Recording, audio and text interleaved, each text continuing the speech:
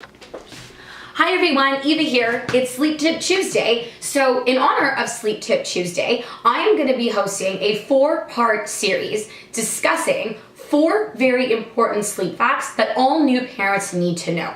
So today, we're going to be discussing something called day-night confusion and the fact that newborn babies are born not knowing when it's daytime and when it's nighttime. And this is because they've spent the last 9 months in the womb and haven't had a chance to develop their biological clock the way that you and I have. So if you happen to have a newborn baby that's sleeping a ton during the day and is up all night long, unfortunately, that is somewhat normal. The good news is that this phase usually does end somewhere between 6 weeks and 2 months, which I get seems like an eternity. If you have a 2-week-old infant at home that's up all night long and sleeping all day, there are a few things that you can do to help speed this process along and encourage your baby's biological clock to develop so that he really learns to understand when it's daytime and when it's nighttime. So the first thing that I'll tell you to do, this is for all moms of little newborn babies, is to expose your baby to as much natural light as possible during the day. Not direct sunlight, that's gonna cause a sunburn. I mean, maybe not this time of year in Toronto, but you know what I mean.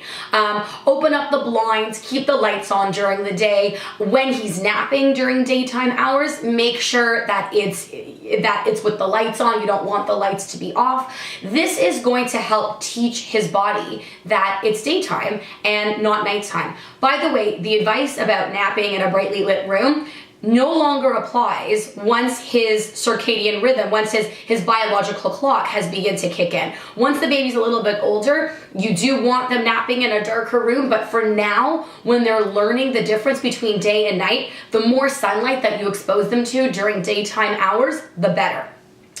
The second piece of advice I'll give you is to make sure that your newborn isn't giving you these huge 3, 4, 5-hour naps during the day, because that might be his longer stretch of nighttime sleep that he's giving you, except it's not nighttime, it's 1 o'clock in the afternoon.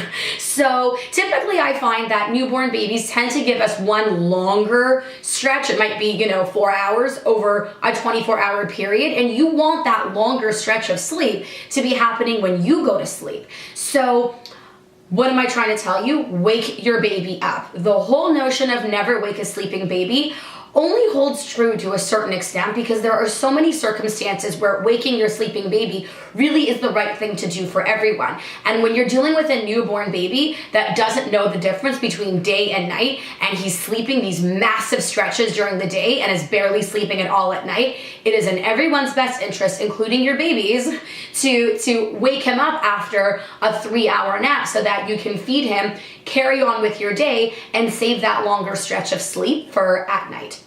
That's the ultimate goal. I hope this was helpful. Have a wonderful day, everyone.